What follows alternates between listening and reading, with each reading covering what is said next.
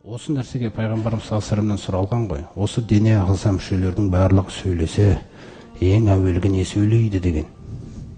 Сонда пайғамбарымыз саллаллаху айтады: "Әуәлу ма ятакалламу минал адамии фахизуху ва каффаху". Адам баласынан, денелердің ішінен ең бірінші сөйлейтін нәрсесі сан еті дейді. Көрдіңіз бе, шайтан неге ашқызады бұны қыздарымызға? Неге сол жақтан бастайды? Сан ет сөйлену үшін ашылып жатыр екен ғой қоғамда.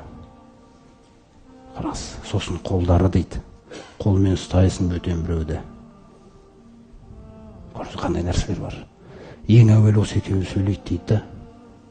Міне, қыз балада Алла Тағала әуелгі жаратқан кезде адамгершіліктің негізімен ұялу сипаты тұрады. Сосын Алла Тағаланы танымайды. Алла Тағаланы таныстырып жүрген ешкім жоқ үйінде. Сонымен жаңағы қасындағы құрбылары келеді. Кеттік, кешкі вечерге барып қайтайық дейді. Ол басында ұялумен істейді. Жоқ, мен бара алмаймын, ұялам. Неменесін ұяласың, модадан қалып жатсың, кеттік. Сосын қысылып барады о жаққа. Қысылып барады. Сосын келесі жолы барған кезде киімді шешуді үйретеді олар. Оларға бәрібір ақырет бар ма жоқ па ешкім білмейді нәрсені.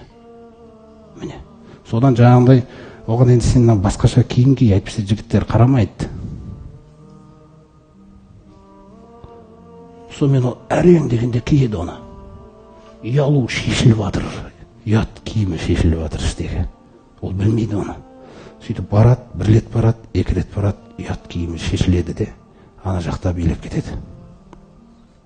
Міне, осылайша Алланы танымайтын жігіттер мен Алланы танымайтын қыздардың арасында арсыздық басталады.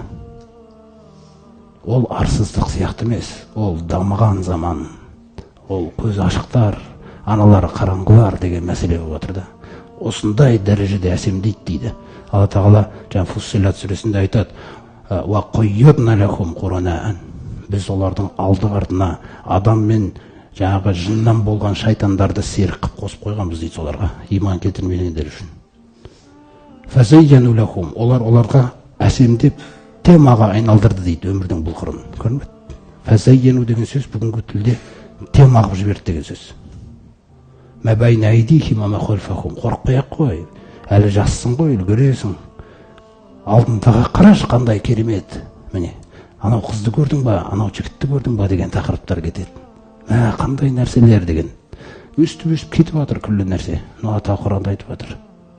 Ва хаққа алейхимул қаулу. Егер одан тыйылмаса дейді, онда менің азаптаймын деген сөзім бастарына келіп орнайды дейді. Талай үмметтерде өткен дейді бұл. Міне сондықтан ұялу қасиеті. Ұлыңыз, қызыңыз, ол сізге берілген аманат.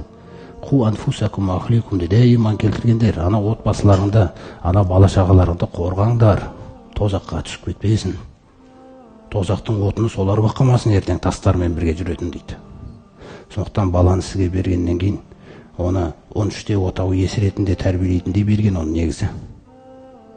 Балиғат жасына біз қазір ұл мен қыздар қай жаста бұзылып жатыр?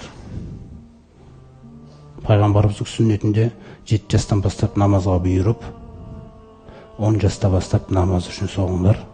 Егер оқымаса, дүние үшін соқпасақ болады. Телевизорды құлатып аламау проблема емес бізге. Бізге бала одан артық. Теледидарыңнан да артық, анау машинаның терезесін сындырып қойса да проблема емес бізге.